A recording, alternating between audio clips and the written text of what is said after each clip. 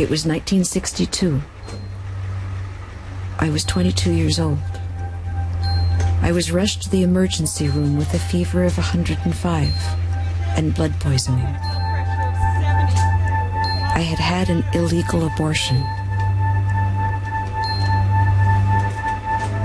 Blindfolded, without anesthetic, I never saw the face of the abortionist. My own doctor, who refused to provide a safe abortion, would now try to save my life. Because I had good medical care, I survived. Many women died.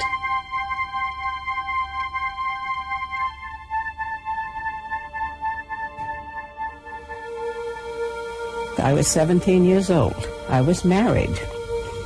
And 10 months after I was married, I had a baby girl. She was very ill, very jaundiced, and the doctor told me, the OBGYN who had delivered her, told me that if I ever had another child, I would die. 3 months later, I was pregnant again. And I was absolutely terrified. So I went back to him and I said, "Am I pregnant?" And he said, "Yes." And he said, "I told you not to get pregnant." And I said, "But you didn't tell me how not to."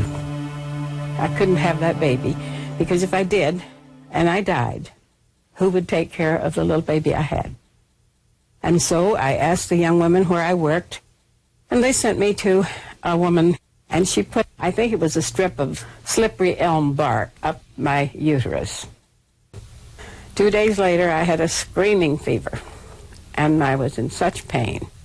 And so I went back out to see this woman. And she said, "I told you not to come back." And I said, "I have nowhere else to go." And she put her arms around me like that. And she just held me up to her chest for a minute. And she said, "Honey, did you think it was so easy to be a woman?"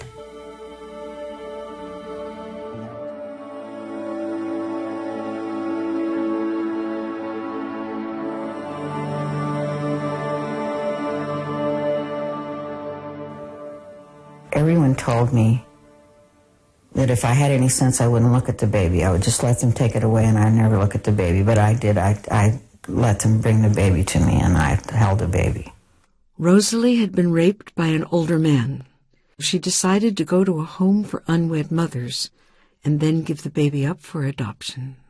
And I owed some money for my board and room and medical. And so I stayed for a while, and I worked in the nursery to work the money off. And I was just around babies all the time. And I actually held a baby before they took it. Oh, God.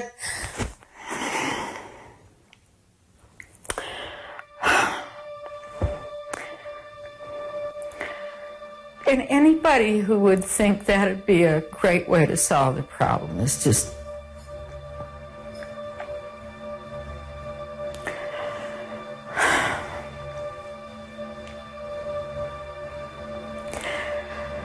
You take a child who doesn't even know her own mind, a 17-year-old young woman, and ask her to carry a baby in her body for 9 months, and then give birth to it, and then just give it away like it's nothing.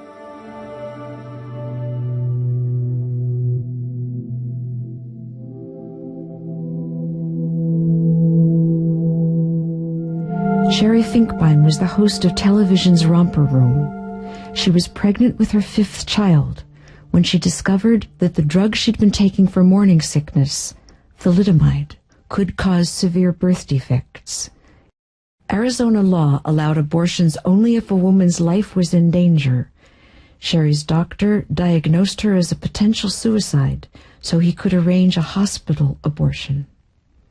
Everything would have been fine if I didn't have this fantastic feeling that I had to warn other people about this horrendous drug. Sherry called the local newspaper several days before the scheduled operation. She asked that her name not be used. The next day, her doctor called to say that the abortion had been canceled. And they said the news went out on the Associated Press, and were getting calls from all over the world. Somebody went into the county attorney's office and said they'd like to make a citizen's arrest on the hospital and on the woman who's going to have that termination. The whole world watched as Sherry and her husband searched for a doctor who would help. Finally, they went to Sweden, where abortion was legal. When we came back from Sweden, we heard that somebody else was now doing Romper Room and that they felt I was unfit to handle children. We had received so many death threats that the FBI was called. They came because people threatened to cut off the arms and legs of my existing children. Now that it's all over, do you still think that you've done the right thing? More than ever. Something within me, I don't know if it was womanly intuition or the God inside of me said, don't have this baby, and I didn't, and now I know it was the right decision.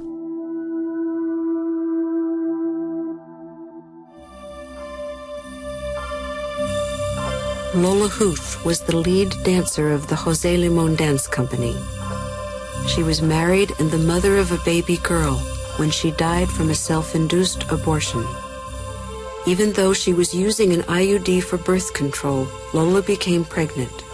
A doctor told her that the IUD would probably cause the baby to be deformed, but that removing it might cause a miscarriage. She decided to have the IUD removed. She went back for the scheduled appointment, and he said, I'm sorry, I have consulted with colleagues, and I cannot do anything that could implicate me in an illegal act. And she said, well, then I'm inclined to believe I will do it myself. And he said, all right, well, I'll tell you what to do. I'll tell you how to do it. And when you're in the process of miscarriage, you can call me, you can go to the hospital, and then I'll be able to help you without jeopardizing my own position. She punctured a vein and got air into her bloodstream.